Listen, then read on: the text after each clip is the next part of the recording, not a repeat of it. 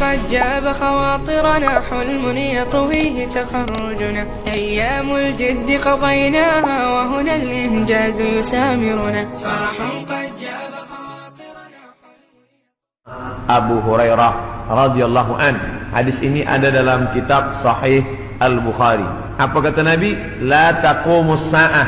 Hari kiamat tidak akan terjadi hatta hingga yuqbadal ilmu. Yang pertama, dalam hadis ini ada 6 tanda. Ini yang akan kita bahaskan. Yang pertama, yuqbadal ilmu. Ilmu dicabut. Innallaha la yaqbidul ilma intiza'an. Allah tidak mencabut ilmu seperti mencabut pokok kayu dengan akarnya sekali. Lalu bagaimana ilmu itu tercabut? Bi mautil ulama, dengan meninggalnya ulama. Ketika Imam Syafi'i meninggal, maka berapa cabang ilmu hilang. Imam Syafi'i alim dalam bahasa Arab, Imam Syafi'i alim dalam tafsir, Imam Syafi'i alim dalam fiqh, Imam Syafi'i alim dalam hadis, bahkan bergelar Nasirus Sunnah. Imam Syafi'i yang pertama kali menyusun usul fiqh. Lalu kemudian ketika meninggal, masih ada digantikan oleh murid-muridnya, Al-Muzani, Al-Buwaiti, Rabi' Al-Muradi. Tapi kemudian makin ke bawah, maka hilanglah ilmu. Maka yang muncul orang jahil yang kemudian dianggap sebagai orang berilmu. Wal'iyadzubillah, na'udzubillah. Maka saya pribadi tak pernah berkata menurut paham saya, menurut pendapat saya, karena saya takut tergolong dalam orang yang disebut Nabi al-juhala, orang jahil tapi seperti berilmu. Zahirnya orang menyangka berilmu, padahal tidak. Maka selalu saya mengambil pendapat ulama. Menurut pendapat Imam Syafi'i, menurut pendapat Imam An-Nawawi, menurut pendapat Ibnu Hajar Al-Asqalani, menurut Imam Az-Zahabi, menurut Imam Jalaluddin Abdul Rahman As-Suyuti, untuk menyelamatkan diri daripada juhala. Na'udzubillah. Maka nanti kata Nabi SAW, sebelum hari kiamat bermunculanlah juhala karena pandai berbicara, karena berpakaian ulama. Al-juhala yalbisuna libasal ulama. Orang jahil tapi memakai pakaian ulama, pandai berbicara, lalu orang menyangka dia alim, padahal dia tak lebih daripada orang dhalla wa adalla, sesat dan menyesatkan.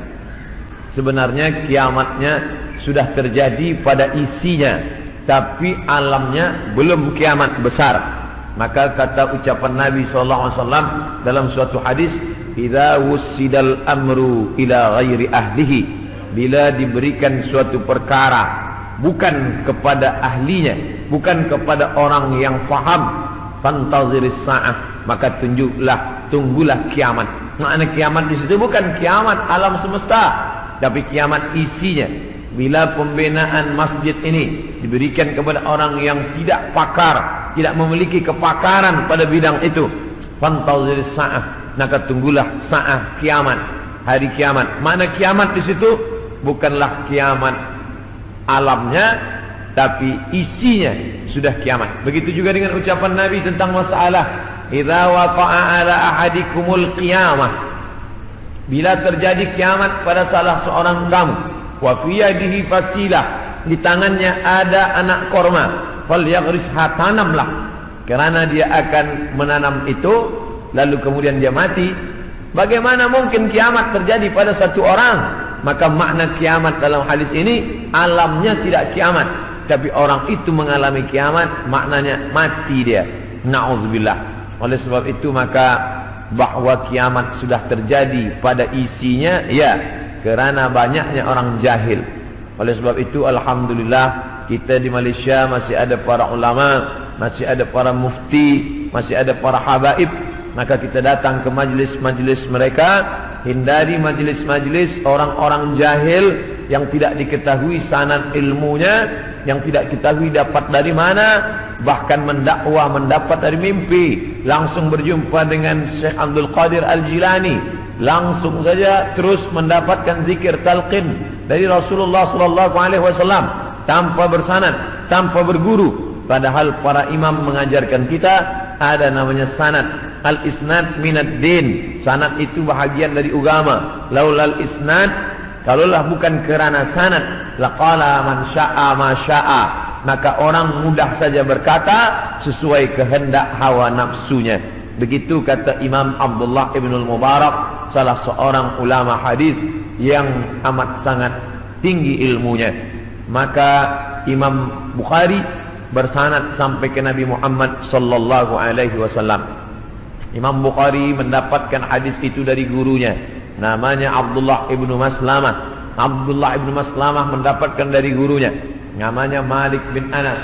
Malik bin Anas mendapatkan dari gurunya, namanya Abu Zinad. Abu Zinad mendapatkan dari gurunya, namanya Al-A'raj. Al-A'raj mendapatkan dari gurunya, namanya Abu Hurairah. Abu Hurairah mendapatkan dari gurunya, namanya Sayyidina wa Maulana Muhammad sallallahu alaihi wasallam. Dan di antara sanad itu mesti diteliti pula, orang ini mestilah adil. Makna adil menjauhi dosa besar, menghindari dosa kecil. Lawan daripada kata adil adalah fasik. Wallahu la yahdil qaumal fasiqin. Allah tak berikan hidayah kepada orang yang fasik. Adapun orang yang adil tapi dia tidak dhabit, tidak kuat ingatannya, maka dia juga tidak layak diambil ilmu daripadanya. Oleh sebab itu apa kata Imam Malik bin Anas, guru Imam Syafi'i? Makamnya di Baqi di samping Masjid Nabawi, meninggal tahun 179 Hijrah. Aku berjumpa dengan 70 orang di dalam masjid ini, maksudnya Masjid Nabawi di Madinah. Andai aku minta satu di antara mereka berdoa, maka turun hujan saking makbulnya doa mereka. Tapi tidak aku ambil hadis satu pun dari ke-70 orang itu. 70 orang zuhud, ahli ibadah, abid, banyak ibadahnya, kabul doanya. Andai ku minta satu orang berdoa, turun hujan, begitulah kabulnya. Tapi aku tidak mengambil ilmu dari mereka kerana tidak dhabit, kuat ingatannya. Begitulah ulama menapis supaya jangan sampai mengambil ilmu daripada orang jahil. Kerana di antara tanda kiamat adalah yuqbadul ilmu, bahwa ilmu dicabut Allah subhanahu wa ta'ala. Maka bila kita masih ada kajian-kajian khas tafsir, khas fiqh, khas usul fiqh, khas hadis, maka kita hadir, kita dengarkan, kita fahami, kita rakamkan, kita share, maka dia bagian dari dakwah. Tapi bila itu sudah tampak banyak menebar, sebenarnya salah satu daripada tanda